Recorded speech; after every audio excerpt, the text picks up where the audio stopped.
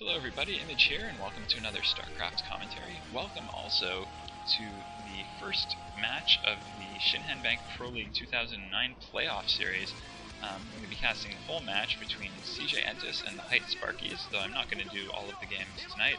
It's 1:30 in the morning and I'm just starting the cast of Game 1, and I don't think I'm going to do it all in one stretch.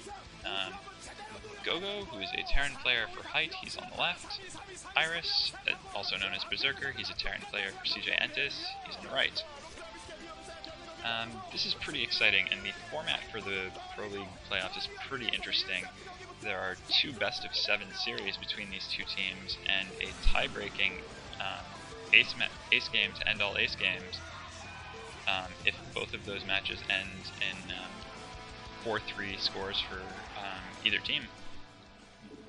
That is Iris in the top right in orange, and Gogo is in blue at the bottom right.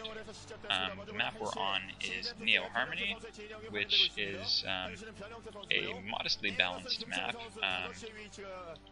Zerg actually gets the better of it in both matchups, though the Terran versus Zerg matchup is pretty close, and there have been a lot more Terrans sent out on this map than Zergs actually, so that leads me to think that the coaches at least think that there's some statistical anomaly at work, and that it's actually a more Terran-favored map than the statistics would suggest.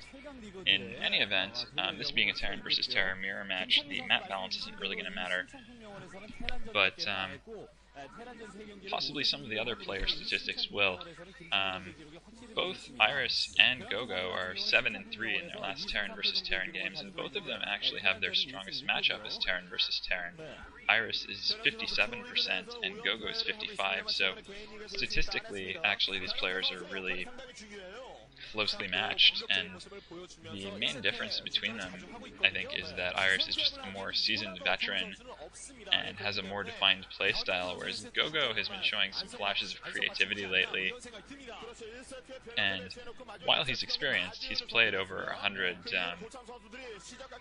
KESPA-sanctioned matches. Iris has been around the traps longer. He has been through Star League finals and just has more experience in high-pressure situations. Iris has set up his barracks at the ramp to wall in, and he's taken his gas. Gogo seems to have scouted early, but planted neither a barracks nor a gas, and the timings in Terran versus Terran are so standard that this leads me to think he's going to go for a 14cc, which immediately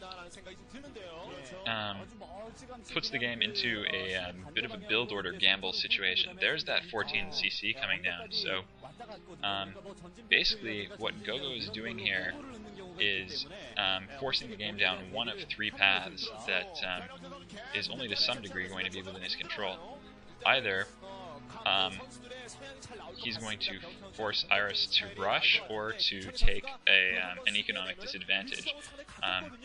If Iris rushes, one of three things can happen. Either Gogo can fend off the rush and just emerge with a big economic advantage for the rest of the game, or Iris can roll Gogo over with the rush and just win the game outright, or the game can be equalized. So Gogo is obviously feeling pretty confident in his ability to defend this, but Iris, instead of going for something like a Siege Expand build, is going for 2 factories, and if he does decide to apply early pressure, Gogo might be screwed. The other thing that could happen, but isn't because Iris is putting down the 2 factories, is that Iris could just go for a slightly slower expansion and just be playing slightly economically behind all game, but that's not Iris' style. Iris, also known as Berserker, is an aggressive player, and he is going to open aggressively, and this could be disastrous for Gogo, though it could also work out for Gogo if he can fend off this incoming rush. So that's the situation we find ourselves in, and this Pro League playoffs set and the Pro League playoffs in general are off to a start, are off to a fast start so far as the action goes. There's a barracks and a bunker at the choke to start slowing down any sort of pressure that Iris is able to put up with any of his units. And he's also going for the double machine shop, so it's going to be Vulture speed and mines upgrading for Iris here. And let's see, factory is, I think, just coming up now for Gogo. And I don't know if he's planting one or two, probably two after that, yeah, and he's got one machine shop coming up. But Iris has already got his first vultures onto the field, and Iris is going to have a military advantage as opposed to Gogo's economic advantage. And in this kind of imbalanced game situation, whoever's got the better micro is going to be an advantage for one thing. And there's vulture speed kicking in for Iris, and that's going to be another advantage that he holds over Gogo. But all else being equal, the military advantage is probably going to be more important here, just because Iris is already at the natural choke for Gogo, and he's looking to start putting on the pressure right now. And Gogo has very little on hand to defend this. He's got a vulture and 2 marines at the top of the ramp, but that's 5 vultures coming in for Iris, and the marine's dead, the vulture is going to follow, and SCVs are not very effective at all against speed upgraded vultures. So Iris is already doing a ton of damage. He's killed at least a half a dozen SCVs so far, and he'll probably get more. He's mining up the area around the factories, though, around that bottom factory, which doesn't have a shop, and there not being any armory up. It's looking like it's just going to be vultures to defend for Gogo, and the mines aren't going to really affect things all that much for now. Iris is also keeping the pressure on. He's sending another 4 vultures in there, and that's the right move because he's seen what build Gogo's gone for and where his production is at, and he knows that he should be able to just gradually eke out a bigger and bigger military advantage the more he streams in, until that 3rd factory kicks in,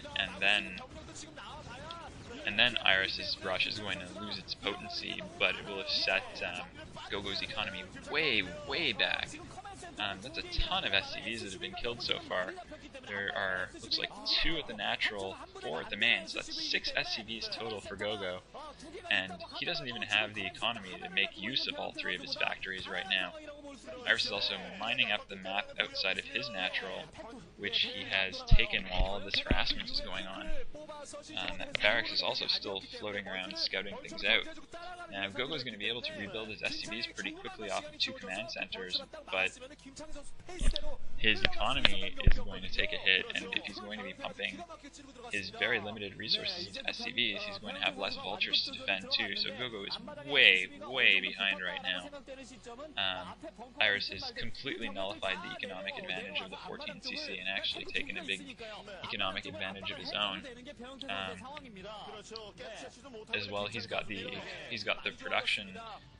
He's got the economy to support greater production. He's adding a 3rd and 4th factory now, so his economy is better than Gogo's. His production is going to be better than Gogo's just in terms of the number of buildings, but he's also going to be able to start putting out more and higher tech units. We saw the first tanks for Iris already out, and Gogo isn't going to be able to afford tanks anytime soon, I don't think, and at least not in any significant numbers. It's 4 tanks out for Iris already, and we haven't seen 1 for Gogo yet, so I don't know what's going to be happening here. And while Gogo has sent his vultures out, that's scouted by Iris's floating barracks, and he's going to take that as his cue to just send some more vulture pressure in.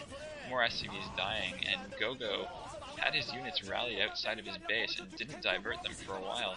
Gogo, looking really ticked off, has to redirect all of his forces here. And now that he has that tank, he has to be careful because those mines that Iris planted earlier are about to come into the game if Gogo isn't careful, and that tank just takes a mine to the face plate, given his tanks don't have faces per se.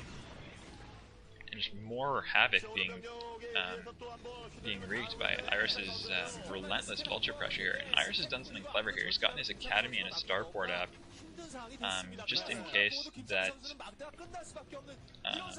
Gogo decides to go for cloaked raids as a counter to this tank vulture army, but it's not even going to come to that. The forces meet in the middle. Gogo knows he can't beat those tanks, and he just GG's. Iris takes game 1 for CJ in pretty quick and dramatic fashion, and this series is off to a pretty explosive start. GG everyone, I hope you enjoyed that, and stay tuned for game 2 and the rest of the playoff set between Hite and CJ. The next game is Horang 2 versus Movie on Destination, which should be pretty cool as well.